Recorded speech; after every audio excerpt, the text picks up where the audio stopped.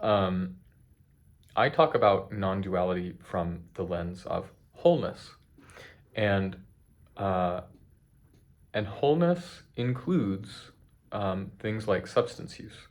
So that's what I'm going to talk about a little bit today. Because I've alluded to it in my other videos, but I haven't been quite as specific as I could be. I try not to overshare in terms of the John story, because I try not to taint somebody else's view of their own experience. But I think this is one where it may be applicable and helpful to the occasional person. So in the recent conversations that I've had around this, one of the questions that has come up is, what role did substance use play in your spiritual realization? And I guess by that, what I mean and what the question meant was, did substance use affect either your awakening or the sort of subsequent realization process?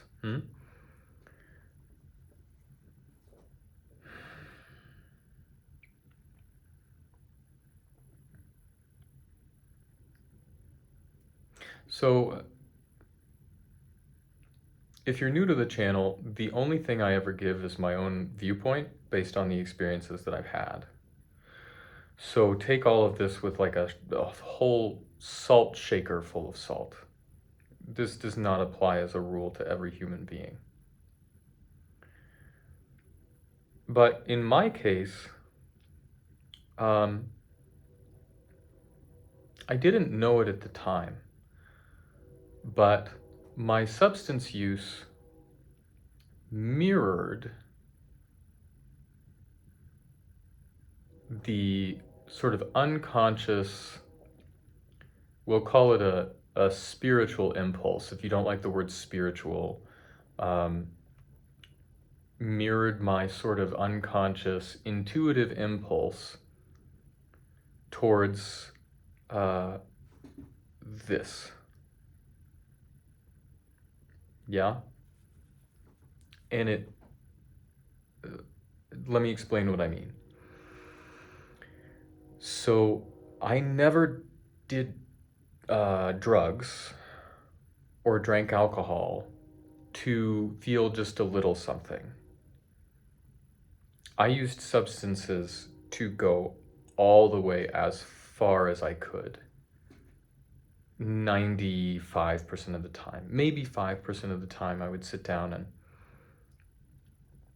have a beer or a scotch for the taste of it, or have just a little bit of cannabis, or just a little bit of a stimulant, or what have you. But in general, I did everything that I did, including substances, was to the 150th percentile. And what that meant was that I kept coming up against this edge, coming up against a kind of state with each substance. So with alcohol, I would drink with the intention of blacking out,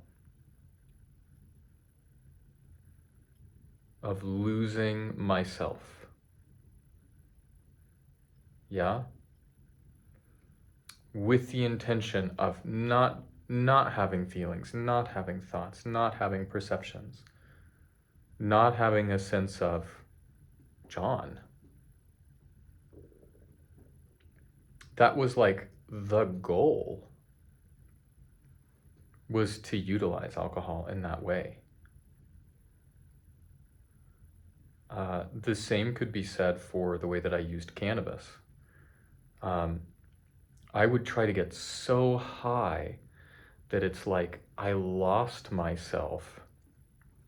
For those of you who have used cannabis, you know it can have the tendency to really heighten sensory perception. to where it's like you are melded with whatever sensation is sort of in the foreground here. Yes? So I would use cannabis to lose myself that way by sort of merging into whatever my sense perceptions were.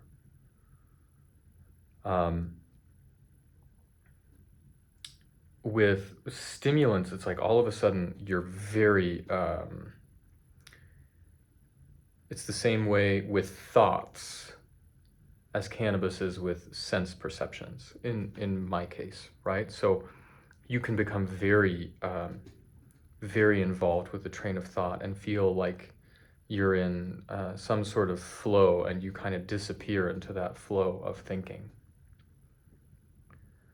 Do you see where I'm going with this?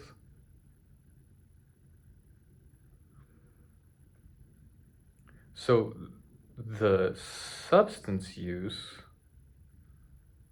was a kind of substitute for awakening or self-realization, because with each one of these substances, in the way that I used them, and these are not all the substances I used either, right? There were opiates, there were benzodiazepines, there were psychedelics. I mean, it's like run the gamut. And each one of them has this thing where if you do enough of it, you reach a state where you lose yourself.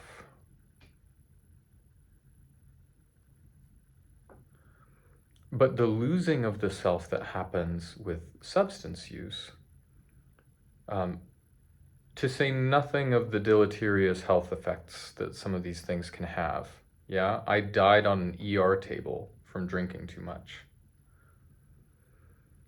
And there are withdrawal syndromes for some of them, and to say nothing of any of that. The main thing about them is that they take us to a state. They take us to a state of no self. But they don't take us to a conscious realization of no self, necessarily. Sometimes people will have that realization while under the influence, and it'll stick with them. I certainly never did. But I kept going there. I kept going to these places because of the relief that there was when the self dropped or merged or disappeared or whatever that particular substance encouraged. The caveat I want to offer here is that psychedelics are they're pretty different than other intoxicants. Yeah, psychedelics, you can have a much more conscious experience, and you can sort of integrate that in a way. It seems like I haven't done a lot of journeying that way, but I know that there are many people who have, and many cultures who very much value that kind of exploration. So I wouldn't necessarily put psychedelics in the same category as all of these other substances I'm talking about. That's an important disclaimer. But so the role that these substances played was they were essentially pointers, and some of them were unforgiving, very addictive pointers. Yeah. To where I had to work through a lot of difficulty coming off of many of them, and suffer a lot of fallout in the body because of their use. Benzo withdrawal is hell on earth. And any of you who have dealt with benzo withdrawal know that.